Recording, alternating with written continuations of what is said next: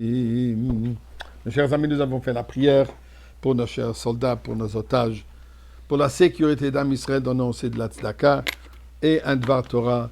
Et ce sont ces trois aspects, Torah, Tfilah ou Tzedaka, qui sont la base, les piliers de notre existence. Et c'est ça ce qui nous mène vers la Goula. En parlant de la Goula, Shabbat dernier, nous avons lu la paracha de Pinchas.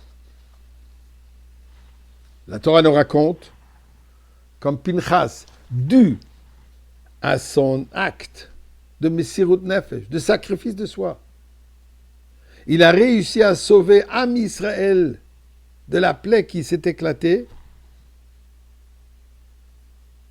Et comme récompense à son acte extraordinaire, Dieu lui dit, Hineni noten lecha briti shalom. Je te donne mon alliance de paix. Et qu'est-ce qu'il lui a donné? Depuis ce moment-là, il est devenu Kohen. Avant ça, il n'a pas été nommé Kohen, puisque quand Dieu a nommé Aaron et ses enfants, ses fils Kohen, Pinchas a déjà été né, donc lui, il ne faisait pas part de cette procédure. Maintenant, dû à son acte extraordinaire, il a mérité de devenir Kohen. Mais là, nous trouvons aussi une autre chose. Pinchas, nous disent nos Chachamim, Targum Yonatan, il dit Pinchas, ze Eliyahu. Pinchas, lui, il est Eliyahu Hanavi. Essayons de comprendre ça un tout petit peu. D'ailleurs, chaque fois qu'on va à un Brit Mila, une circoncision, avant que le bébé commence à pleurer, on peut encore entendre ce que le Mohel dit. Le Mohel, il introduit il accepte, il accueille le bébé en disant Ashre Tifcharus Karev Yeshkon Charetzech. Il y a différentes coutumes, mais l'essence est le même. Et là, on dit aussi, Daber Hashem el Moshe les morts, on invoque l'histoire que Pinchas, lui, a été récompensé par Akadosh Baruch Hu. La reine est morte, pour ça je dis, Hineni notelo et briti shalom. Dieu dit à Moshe Rabbeinu, dit à Pinchas que je lui donne mon alliance de paix. Il a fait quoi? Il a fait comme Kohen.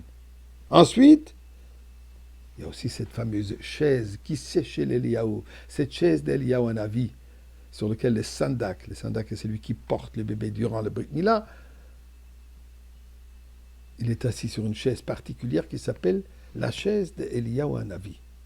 Et d'ailleurs on dit Zéa qui sèche chez l'Eliyahu Hanavi, chez l'Eliyahu Zachur Latov, et Eliyahu Malach HaBrit, Eliyahu qui est l'ange du Brit, de l'alliance, de la circoncision, Hine shelach lefanecha, voici, devant toi.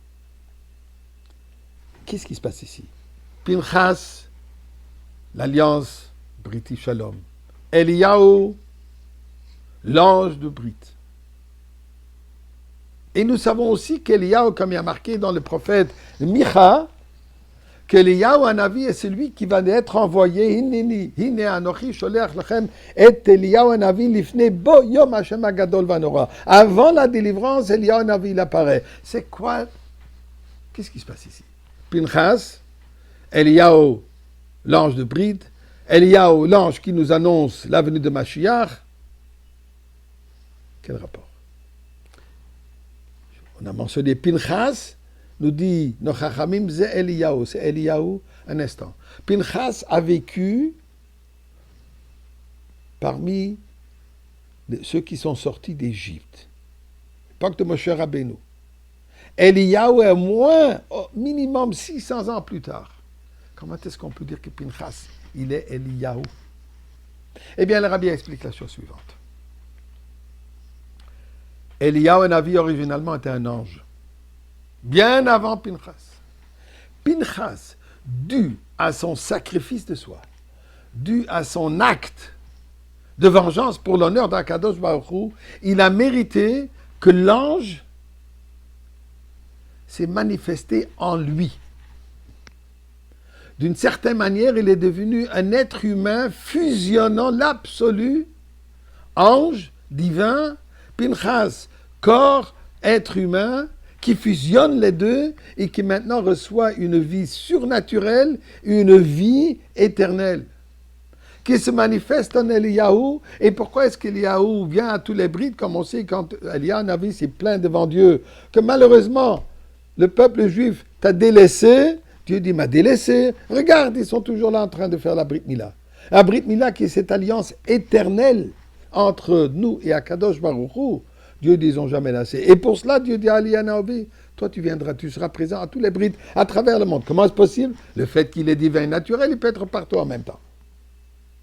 Donc, Pinchas, cet acte de dévotion absolue pour Akadosh Baruch Hu, devient un être manifeste en lui, un ange, il devient un être éternel qui se manifeste en Eliyahu Hanavi. Donc ceci représente quoi? Cette vie éternelle humaine, qui est le temps du Beth Amikdash, qui est le temps de la délivrance, qui se manifeste où? Dans le Beth Amikdash. Le Beth Amikdash qui est l'endroit physique, mais en même temps divin. Le temps de Mashiach, on est physique et on sera toujours imprégné par cette divinité qui va se manifester dans cette vie éternelle. Kadosh Baruch Hu, on est prêt pour.